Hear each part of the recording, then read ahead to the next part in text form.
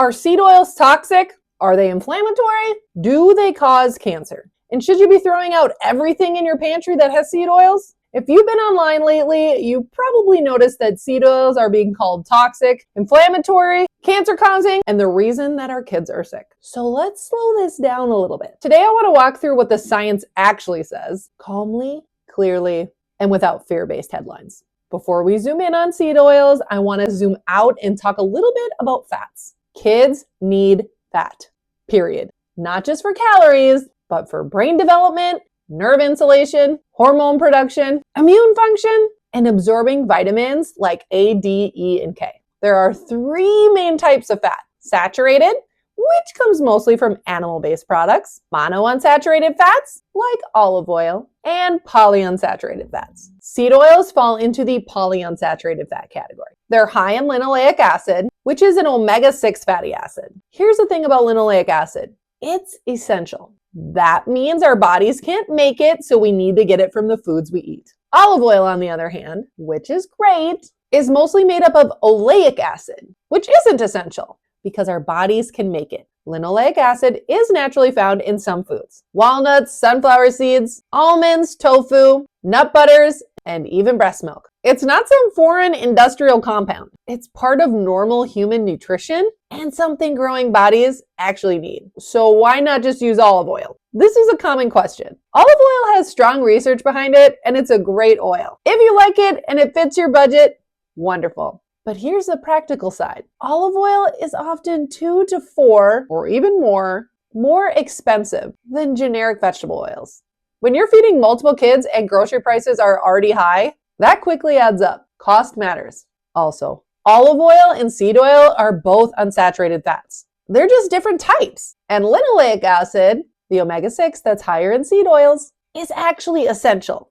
Again, our bodies can't make it, so we have to get it from food. And oleic acid, which is found in olive oil, isn't essential because our bodies can produce it on its own. So this isn't about one being good or bad. It's about what works in your kitchen, in your recipes, for your budget. If you prefer olive oil, use it. If vegetable oils work better for baking, high heat cooking, and your grocery budget, that's okay too. You don't have to pick a team. Are seed oils inflammatory? This is probably the claim that you hear most often. You'll often hear that omega-6 fats turn into inflammatory compounds in the body. So seed oils must cause chronic inflammation. It's true that linoleic acid can be involved in inflammatory pathways, but our bodies regulate those pathways tightly. And eating linoleic acid doesn't automatically flip an inflammation switch. What matters is what happens to real people over time. When researchers actually measure inflammation in humans, they don't consistently see inflammation increase as linoleic acid intake goes up. So what does the research actually show? One looked at multiple trials and found no increases in inflammatory markers. Another large review looked at omega-6 more broadly and concluded that they don't increase inflammation in healthy adults. In fact, when polyunsaturated fats replace saturated fats in the diet, some heart health markers actually improved. People who consumed more linoleic acid actually had lower risk of coronary heart disease. And when the American Heart Association reviewed multiple randomized trials,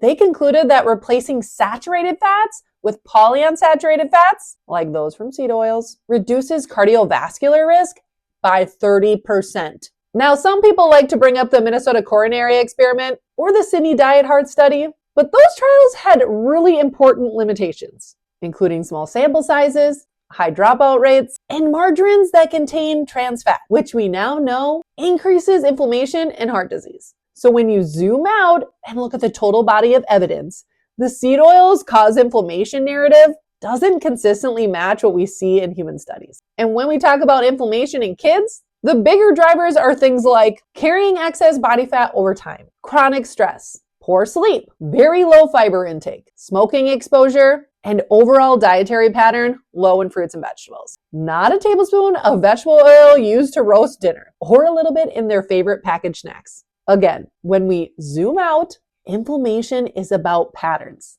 not one ingredient. Probably one of the scarier claims is that seed oils cause cancer, but large human studies don't support this. One major UK biobank study followed more than 250,000 adults for nearly 13 years. researchers measured blood levels of linoleic acid and tracked cancer outcomes. They found that higher linoleic acid levels were associated with lower risk of 14 cancers. That doesn't mean seed oils are protective. It simply means that the seed oil causes cancer narrative does not match large human outcome data. Cancer risk is influenced by so many other things: genetic, smoking, alcohol, obesity, physical activity, overall dietary pattern. Not one cooking oil. Another common argument you'll hear about is the omega-6 to omega-3 ratio. It's true that many Americans get adequate omega-6s, but we often don't get enough omega-3s. And here's the important part. Research doesn't support eliminating omega-6s. What it does support is improving overall fatty acid balance, mainly by increasing omega-3s. Reviews show that omega-6 intake on its own is not independently harmful, and focusing only on the ratio can oversimplify the issue.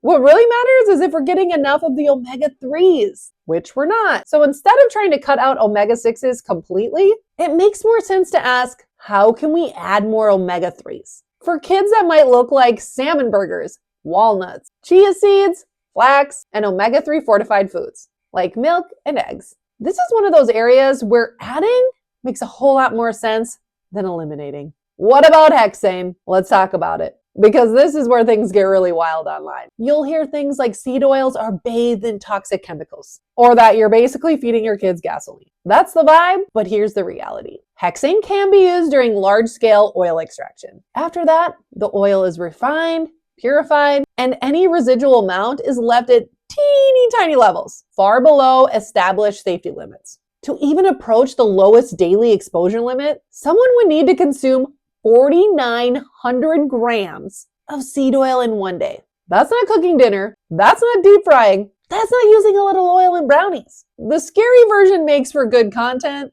but the math tells a different story. It's less about the oils and more about the pattern. Seed oils do tend to show up in things like fast food, packaged snacks, fried foods, and baked goods. And it's easy to look at that list and think, see, that's the problem. But the issue isn't the oil by itself. The issue is that those foods can be low in fiber, light on fruits and veggies, not super filling, and easy to eat a lot of without realizing it.